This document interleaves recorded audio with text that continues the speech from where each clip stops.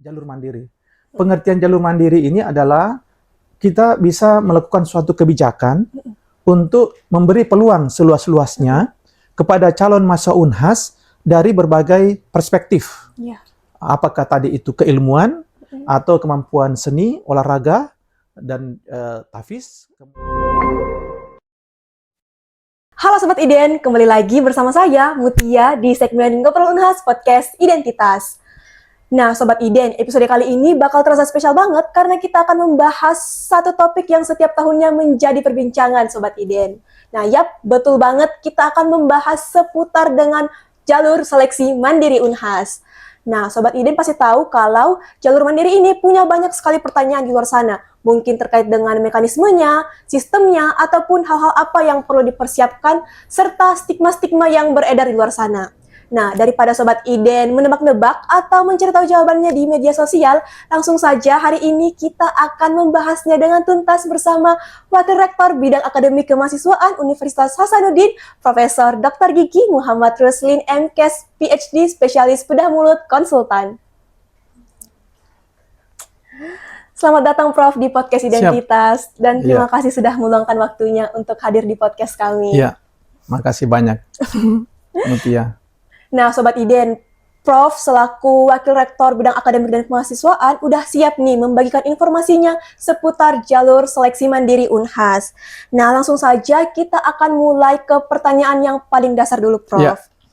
Sebenarnya, Prof, kalau terkait dengan seleksi mandiri ini, ada berapa sih kota yang dipersiapkan oleh Universitas Hasanuddin sendiri? Iya. Nah, Sobat Iden, seperti yang disampaikan tadi, saya Dr. Gigi jadi harus banyak senyum ya. Nah, untuk pertanyaan pertama tentang berapa kota seleksi mandiri yang Unhas siapkan di tahun akademik atau penerimaan di tahun 2026 ini, itu kita sebesar 19,03% kota mahasiswa untuk masuk melalui skema jalur mandiri.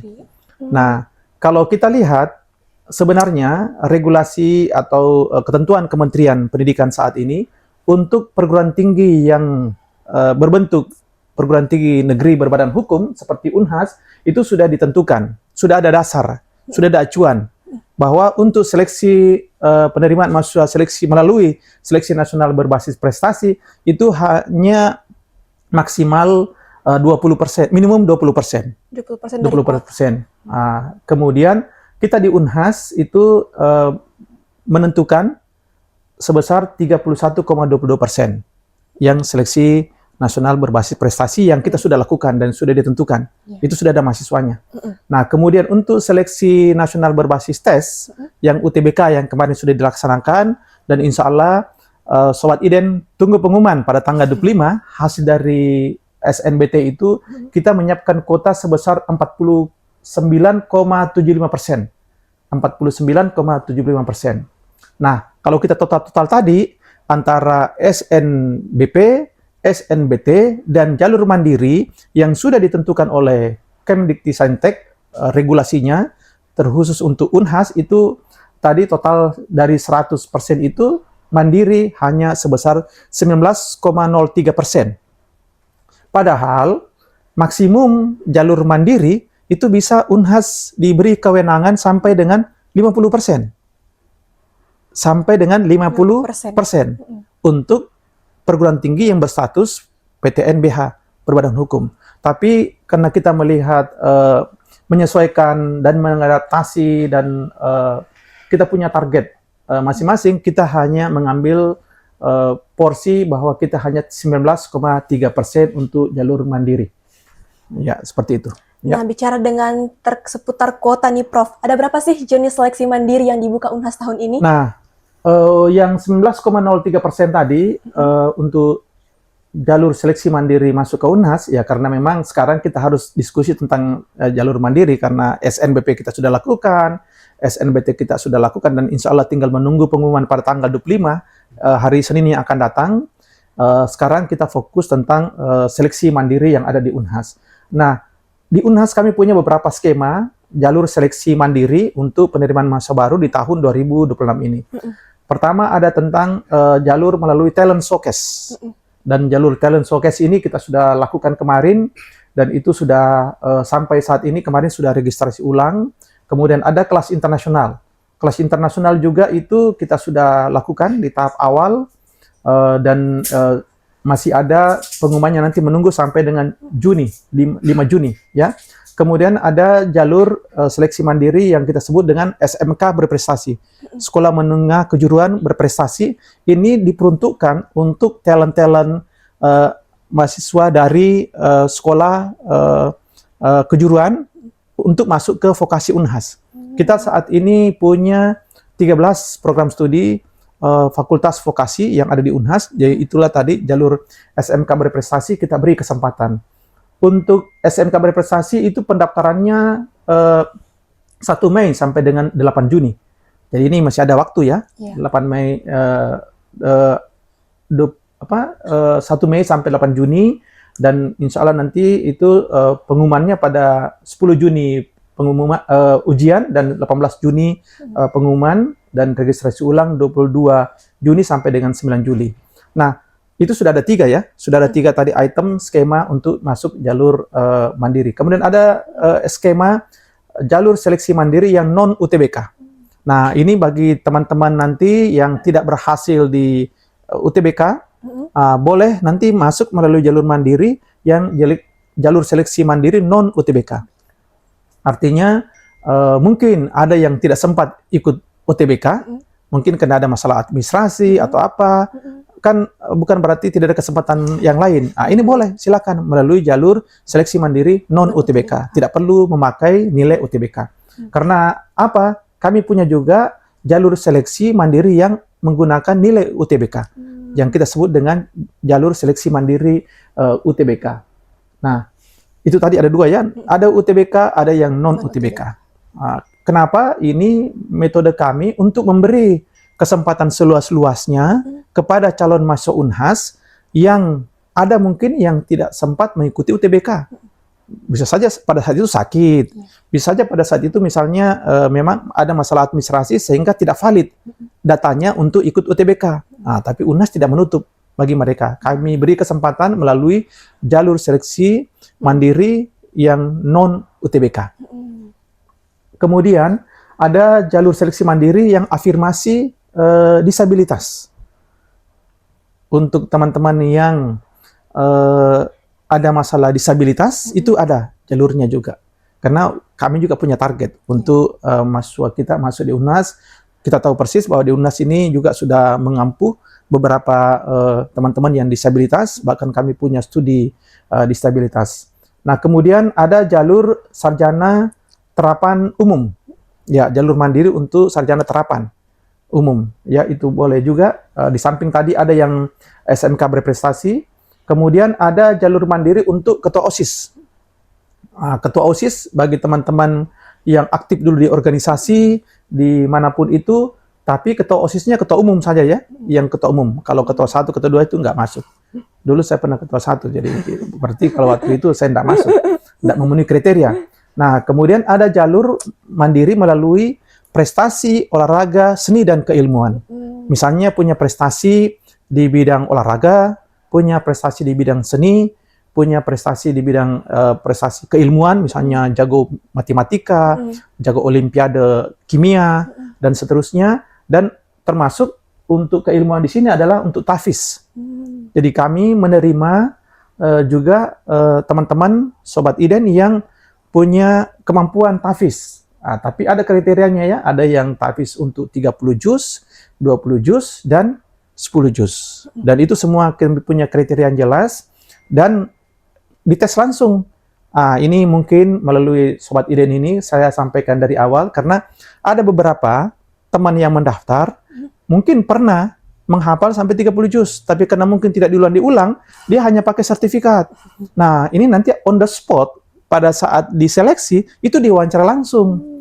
Ada 2 expert yang mewawancarai langsung tentang bagaimana hafalan-hafalannya. Jadi harus Sobat Iden yang berminat melalui jalur tahfiz itu dari sekarang harus update terus ya, harus dipermahir terus hafalan-hafalannya sehingga betul-betul pure bahwa bisa 10 juz, bisa 20 juz atau 30 juz.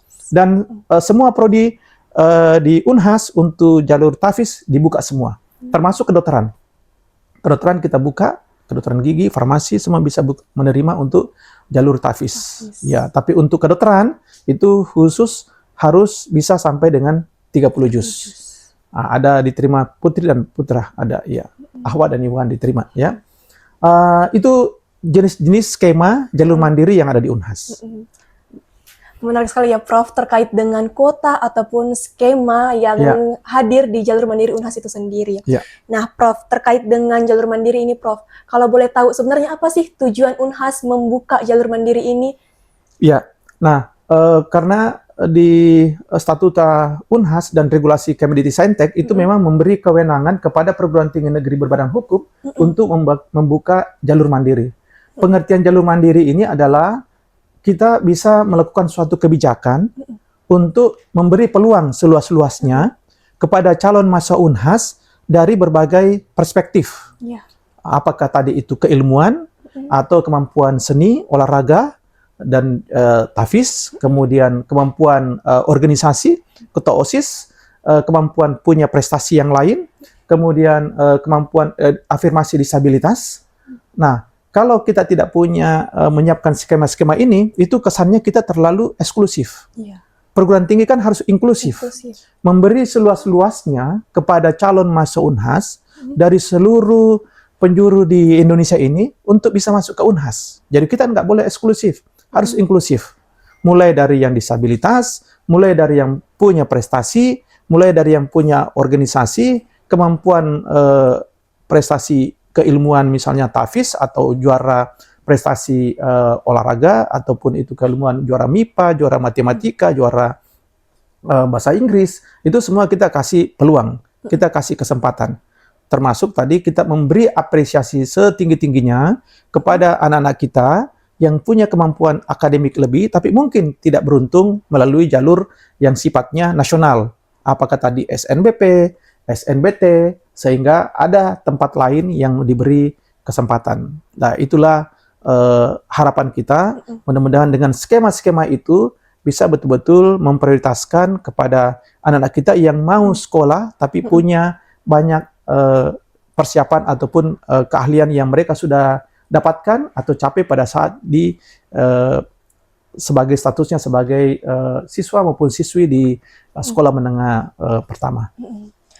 Tapi kita ketahui Prof bahwa bagi sebagian masyarakat mungkin masih tersebar luas terkait dengan stigma-stigma yang ada di kepala mereka bahwa jalur mandiri ini tuh hanya seputar dengan materi saja. Iya, betul sekali. Nah, bagaimana pandangan Prof terkait dengan hal tersebut? Ya, mungkin karena dari definisi ya bahwa ini jalur mandiri. Iya, betul Prof. Maksudnya itu mandiri adalah bahwa perguruan tinggi punya kesempatan, punya kewenangan untuk menentukan skema-skema membuat peluang untuk mahasiswa kita masuk. Jadi mandiri menentukan. Nah, memang ada yang sifatnya adalah pembayarannya harus mandiri karena ini bukan subsidi. Tapi jangan salah, tidak semua yang jalur mandiri ini itu harus sifatnya pembayarannya mahal. Contoh misalnya, yang tadi yang sebutkan beberapa skema jalur mandiri, contoh untuk jalur seleksi berprestasi seperti ketua OSIS, kemudian POSK, jadi punya tadi di jalur POSK, kemudian SMK berprestasi, semua itu adalah jalur mandiri, tapi penentuan UKT-nya sama dengan yang SNBP, SNBT, penentuan UKT-nya.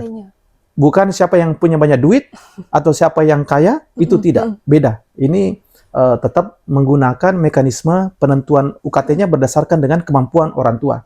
Jadi kalau kemampuan ekonomi orang tua misalnya UKT 1, tetap dia UKT 1. Kalau kemampuan orang tua UKT 2, UKT 2. Tapi kalau kemampuan orang tua UKT 7, ya jangan ditawar-tawar, kasih juga kan ini kan subsidi, ya.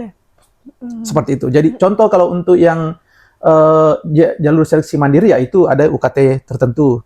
UKT 8 misalnya, begitu juga afirmasi untuk afirmasi disabilitas itu sudah masuk, dia adalah di kelompok 1, UKT 1. Jadi memang sudah kita tentukan. Jadi pasti kalau ada yang disabilitas kan kita tidak pernah mengambil ukuran itu yang UKT walaupun orang tuanya mungkin mampu, tetap kita kasih di UKT 1. Karena perlu kita beri namanya juga ini afirmasi, dan perlu kita tadi menjadikan Unhas adalah kampus yang sifatnya inklusif, ya. Beda kalau misalnya tadi kelas ada jalur seleksi mandiri yang kelas internasional, memang pembayarannya agak berbeda, lebih tinggi. Kenapa lebih tinggi? Karena juga kelasnya berbeda.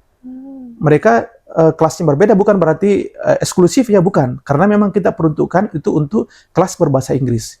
Jadi yang punya kemampuan bahasa Inggris itu kita berikan di situ. Kemudian orang yang punya kemampuan lebih, karena nanti mereka aktivitasnya ada model sekian satu semester misalnya, aktivitasnya di luar negeri. Karena kelas internasional. Apakah itu bentuknya sit-in, atau intensif, ataupun apa bentuknya itu KKN internasional, itu mereka lakukan di luar. Nah, sehingga kenapa pembayarannya lebih? Karena memang ini nanti aktivitasnya sampai ke luar negeri. Karena memang sifatnya ini adalah kelas internasional. Dan fasilitasnya memang sudah disiapkan. Jadi pembayarannya itu disiapkan, misalnya contoh kalau di kedokteran gigi itu yang kelas internasional, mereka sudah disiapkan alat-alatnya. Tidak perlu lagi mereka pergi beli sendiri, tapi sudah disiapkan semuanya. Ruang kelasnya juga terpisah, kelas kerja, begitu semua model pengelolaan kita. Jadi kenapa dia lebih? Karena memang hal yang mereka dapatkan juga lebih, dan memang diperuntukkan untuk bisa lebih ekspansi ke luar, karena kita berharap kita juga harus menyiapkan mahasiswa kita yang bisa go internasional. Walaupun dia nanti kerjanya di luar negeri, tapi mungkin dia kerja di perusahaan-perusahaan atau industri internasional yang ada di Indonesia. Perusahaan-perusahaan, misalnya perusahaan-perusahaan dari Jepang, perusahaan-perusahaan yang dari Korea, tapi dia punya kantor ataupun punya usaha di Indonesia, mereka nanti siap untuk kerja di tempat itu. Ya. Jadi memang Prof, sejak awal jalur ini itu dihadirkan untuk bukan sekedar sebagai alternatif, melainkan untuk memberikan peluang yang lebih besar bagi mereka di luar sana. Betul. Contoh misalnya, sekarang itu di Indonesia sudah banyak usaha atau industri, misalnya rumah sakit. Sudah dari rumah sakit standar internasional.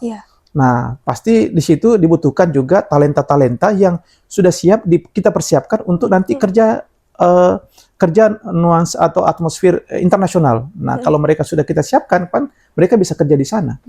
Ya, itulah spesifikasi yang kita buat sehingga kita betul-betul mempersiapkan kita punya sumber daya untuk terjun dimanapun nanti tempatnya, supaya mereka bisa eksis dan memberi manfaat. Berarti memang Prof, kalau mahasiswanya sudah diterima nih menjadi bagian dari Unhas, yang dilihat bukan lagi dia masuk dari jalur apa, melainkan bagaimana dia bisa mempertahankan kualitasnya sebagai mahasiswa Unhas. Betul sekali. Contoh pada saat aktivitas di kemahasiswaan, itu kita tidak pernah membuka pendaftaran, yang masuk kelas internasional ini masuk di sini ya, mahasiswa yang bayarnya sekian masuk di sini, kan enggak. Ini kan hanya proses skema-skema yang kita buat supaya variatifnya itu bisa meng-cover kepada seluruh calon mahasiswa.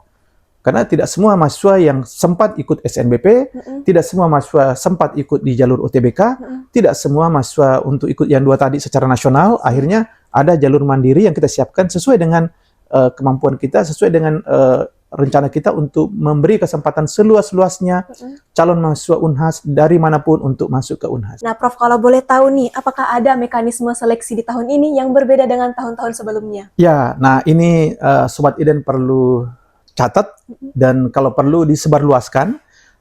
Untuk seleksi mandiri di tahun 2026 itu agak berbeda dengan tahun sebelumnya. Kita di seleksi mandiri ini melakukannya semua dengan cara offline. Dulu ada yang kita hybrid, online dengan offline, tapi sekarang semua kita offline tesnya. Tesnya yang seperti UTBK kemarin, ada tes berbasis komputer, kemudian ada juga wawancara, dan ada juga tes tadi, kalau untuk yang prestasi, olahraga, seni, dan keilmuan, itu kita langsung lihat. Kalau misalnya dia prestasinya juara nasional basket, dia harus pakaian basket datang untuk kita lihat apa yang mereka lakukan. Kalau misalnya dia tadi adalah prestasinya tahfiz, dia harus nanti dites, menghafalkan apa yang dihafalkan. Dan tesnya untuk hafiz, dari sekarang saya infokan itu ada dua yang melakukan tes. Ada dua expert, ustazah, ustadz yang kita beri kesempatan untuk melakukan tes.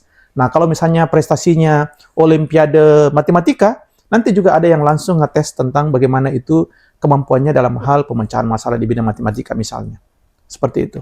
Kalau kemampuannya prestasi menyanyi, langsung kita kasih suruh menyanyi. Dan ada juga yang profesional yang menilai kemampuannya untuk menyanyi. Yang jelas bukan saya yang menilai, karena saya tidak profesional menilai orang yang punya prestasi menyanyi misalnya.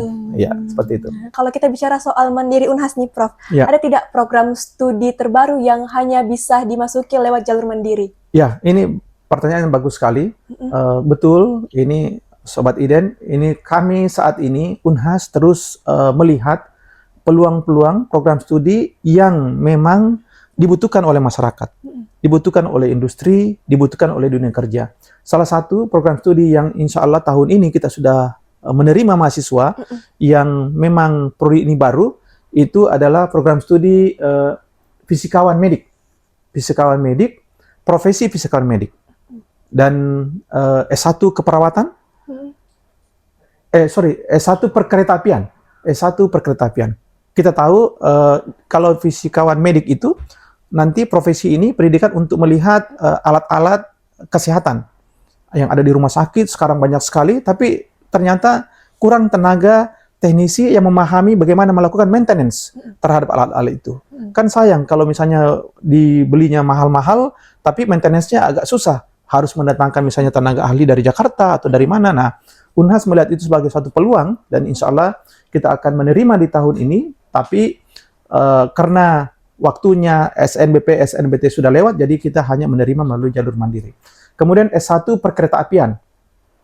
Kita lihat sekarang sudah kereta api sudah hampir rampung antara jalur kereta api dari Makassar ke Parepare itu sudah hampir rampung. Yang belum sepertinya yang ada dari Maros ke Makassar dan baru ke Parepare itu tinggal sedikit. Nah, dan perkeretaapian sudah jalan.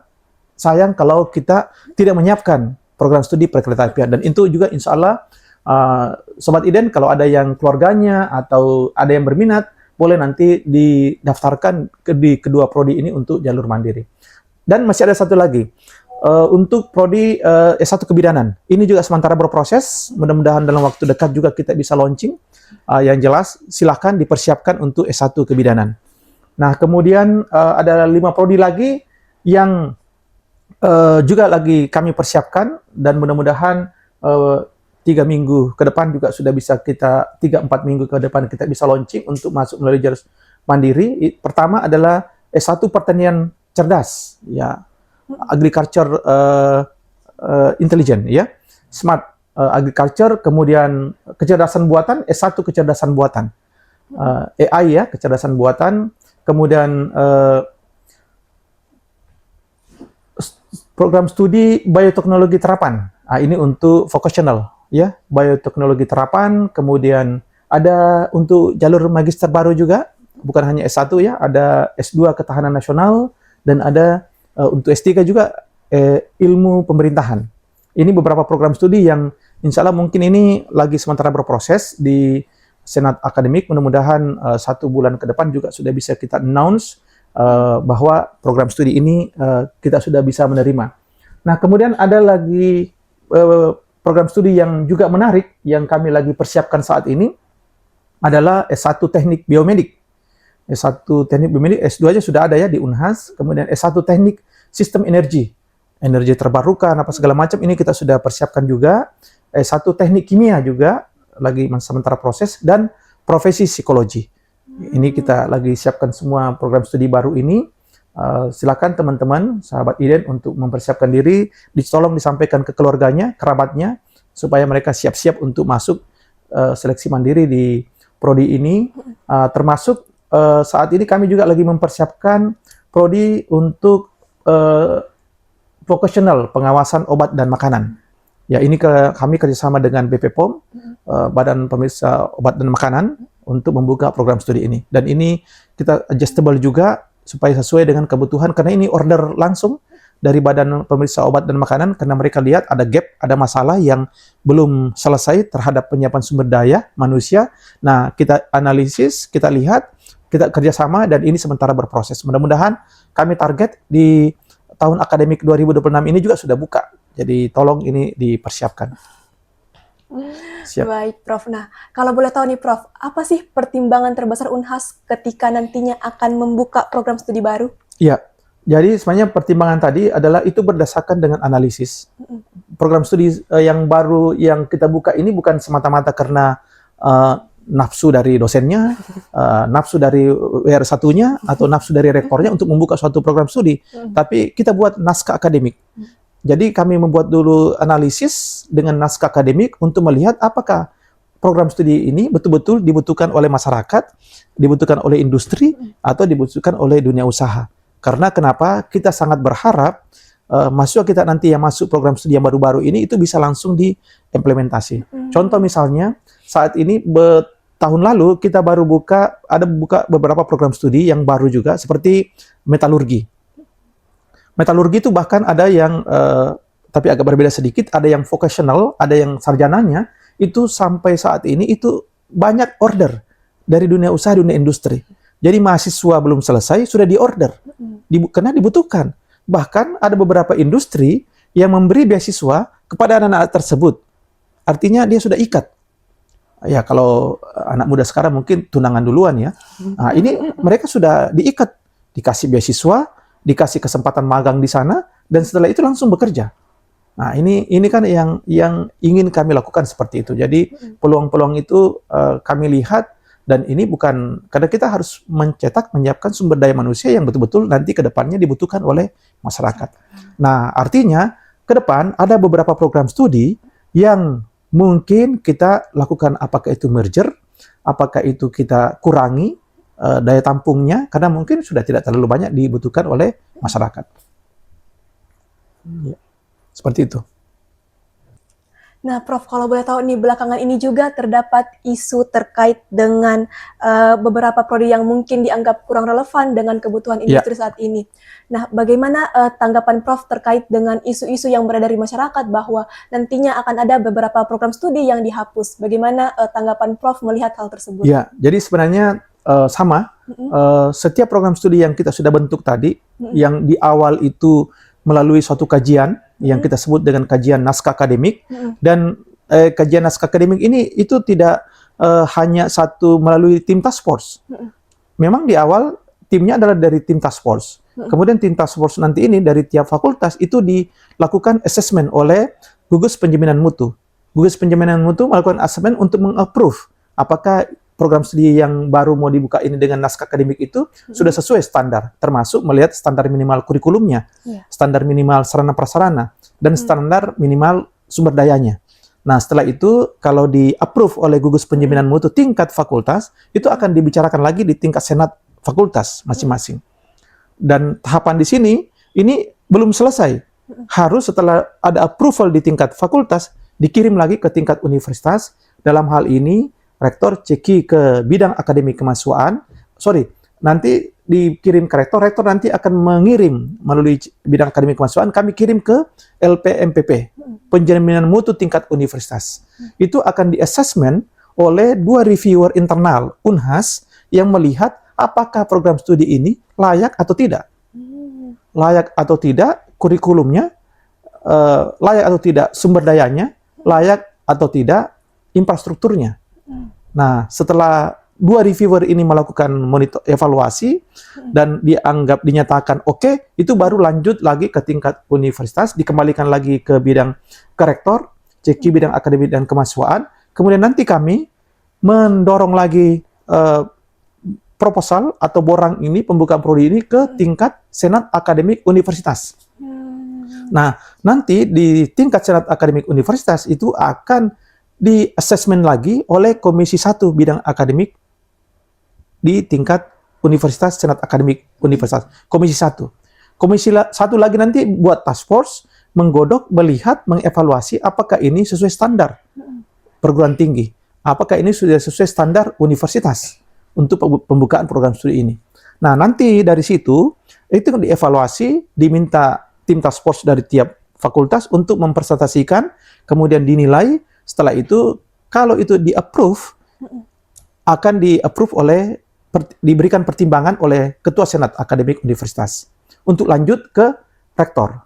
Nah, nanti tahapan di akhir adalah sebelum keluar SK rektor, itu akan dievaluasi lagi, dimonitoring lagi untuk mendapatkan persetujuan di tingkat Majelis Wali Amanat. di tingkat majelis wali amanat. Jadi di sini digodok lagi nih yang borang proposal tadi pembukaan program studi baru di tingkat majelis wali amanat. Nah, nanti pada tahapan itu kalau MWA-nya setuju, baru diserahkan rekomendasi pembukaannya ke rektor untuk rektor membuat SK pembukaan program studi. Dan itu belum finish. Belum finish. Nanti rektor menyurat lagi ke lembaga akreditasi masing-masing. Tergantung. Kalau misalnya dia di kesehatan, berarti harus kami confirm ke lembaga akreditasi mandiri perguruan tinggi kesehatan untuk mereka lakukan assessment terhadap standar minimal pembukaan program studi untuk melihat apakah ini layak disetujui atau tidak. Artinya diberikan istilah apakah terakreditasi atau tidak.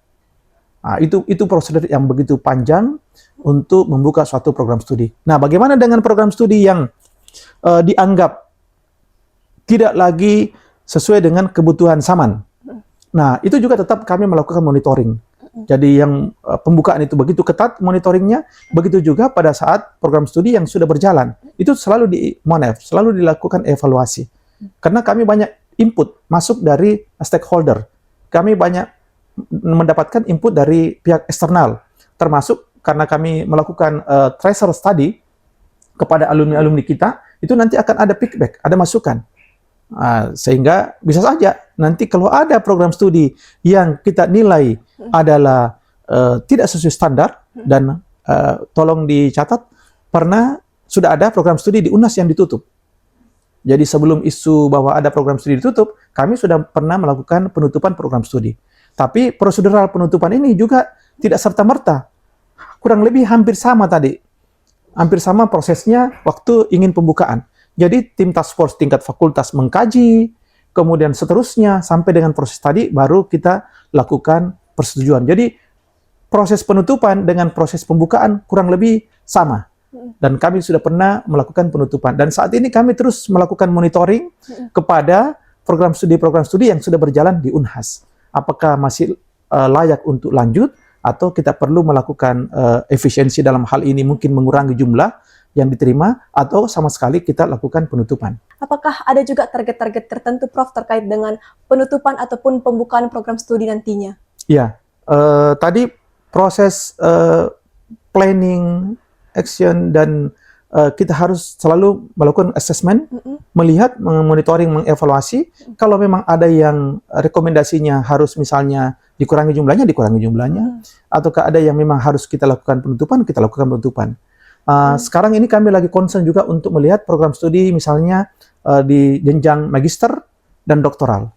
Ini juga kita mau lihat kemungkinan kita akan melakukan efisiensi dengan membentuk misalnya dalam suatu program studi di fakultas tertentu dengan beberapa item jurusannya atau program studinya, kemungkinan nanti ada yang kita lakukan, misalnya kita lakukan merger dengan membentuk apakah itu konsentrasi atau peminatan, sehingga penyelenggaraan pendidikan kita lebih efisien.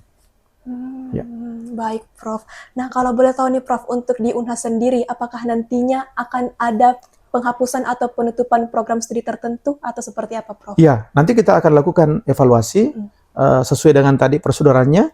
Kalau memang ada yang layak kita tutup, kita pasti akan melakukan evaluasi sama dengan waktu pembukaan. Jadi di UNHAS ada regulasi membuka dan menutup. Ya, jadi bisa saja kalau itu sudah tidak sesuai kebutuhan zaman atau tidak efektif lagi, ya mungkin kita lakukan penutupan. Seperti yang saya sampaikan tadi, kami sudah pernah melakukan penutupan program studi. Jadi bukan berarti, Prof, program studi yang lama ini langsung hilang, akan tetapi akan ada evaluasi dengan indikator-indikator tertentu. Betul sekali, sama. Ada prodi tertentu sekarang, kami lagi istilahnya survei terus, monitoring terus. Saat ini kami melakukan dulu pengurangan jumlah mahasiswa. Kalau kedepannya memang setelah kita lihat terus bukan kurang peminatnya, banyak peminatnya sebenarnya, tapi kelihatannya tidak terlalu dibutuhkan lagi kedepannya, itu kita akan melakukan. Contoh misalnya ada program studi yang tidak sesuai dengan dalam artian nomenklatur di Mempan RB.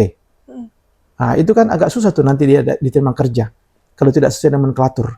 Nah, mungkin apakah ini kita lakukan efisiensi atau program studi ini kita modified untuk gabung di program studi yang lain atau seperti apa, itu nanti akan terus kita monitoring. Nah, terakhir nih Prof, mungkin ada pesan yang ingin kita sampaikan kepada calon mahasiswa baru ataukah hal-hal yang perlu dipersiapkan bagi calon mahasiswa baru Unhas? Oke. Perlu diatensi, perlu diperhatikan, perlu digarisbawahi, perlu dibol bahwa pada saat sudah ada pengumuman, apakah itu, ini nanti yang UTBK ya, karena SNBP kemarin sudah selesai, sekarang misalnya untuk UTBK, tolong setelah ada pengumuman, jangan langsung istilahnya terlalu happy sehingga lupa untuk registrasi ulang. Harus registrasi ulang. Karena setelah registrasi ulang, tahapannya nanti itu akan ada verifikasi berkas untuk penentuan UKT-nya, uang kuliah tunggalnya. Nah, ini kadang ada beberapa calon mahasiswa UNHAS yang miss. Karena ada batas waktu registrasi ulang. Karena kenapa? Kita mau menghitung jumlah mahasiswa yang masuk. Karena kita harus tutup, karena ada waktunya menutup, karena harus dilaporkan ke PD Dikti untuk dibuatkan, direkomendasi untuk dibuatkan nanti sebelum kita keluarkan SK Rektor. Jadi ini tolong Sobat IDEN diinformasikan ke teman-teman semua, terkhusus kepada calon mahasiswa yang di Unhas, yang sudah ada pengumuman harus registrasi ulang untuk mendaftar ulang. Nah, kemudian setelah mendaftar ulang, harus tetap on air, harus terus on fire untuk melihat tahapannya di mana lagi. Nah, tahapan pada saat penentuan UKT. Nah, kadang ada kendala di mana teman-teman misalnya UKT-nya sekian, itu setelah diverifikasi, kalau misalnya UKT-nya UKT 4, terus merasa bahwa kemampuan saya tidak seperti itu, kemampuan orang tuanya tidak seperti itu, boleh, silakan, boleh banding. Ya, jadi jangan ditunda-tunda, boleh banding, silakan. Dan untuk penentuan UKT-nya, karena sebelum kalau sudah deal, itu nanti akan melakukan pembayaran. Dan tetap dilihat lagi, karena masih ada nanti pengumuman-pengumuman lain untuk memulai masuk di Universitas Hasanuddin melalui mekanisme penerimaan mahasiswa baru. Ya, ini semua harus tetap update dan harus terlalu cepat respon, karena ada beberapa kasus yang kami temukan itu sudah ditutup untuk registrasi ulang, dan kami sudah laporkan ke kementerian datanya, dan sudah fix keluar SK Rektor, baru mau mendaftar. Nah, itu sudah tidak bisa lagi. Karena semua prosesnya harus terbuka. Semua prosesnya harus bisa halayak ramai tahu, dan ada batasnya. Karena bukan kami yang menentukan, tapi memang sudah diatur sedemikian rupa, tidak boleh lagi ada, misalnya penerimaan setelah tanggal itu sudah diputuskan. Begitu juga untuk yang mandiri, semuanya sama, ya. Tolong dilihat waktunya dan dipastikan, dan semua tahapan itu bisa dilakukan sampai dengan penentuan uang kuliah tunggalnya. Dan kalau misalnya ada yang tidak sesuai, boleh banding untuk penentuan UKT-nya. Tapi harus fair, harus clear. Pada saat banding itu jangan, istilahnya bukan manipulatif ya, artinya jangan selalu kayak tawar-menawar di pasar, mau yang terlalu murah, tapi justru ini adalah kita harus fair, karena kita harus melihat sesuai dengan kemampuan orang tua. Baik Prof, jadi yang perlu dipersiapkan bukan hanya terkait dengan lolos di proses seleksinya, Betul melainkan sekali. juga setelah seleksinya hingga sah Follow-up-nya. menjadi bagian Unhas itu sendiri. Dan seterusnya.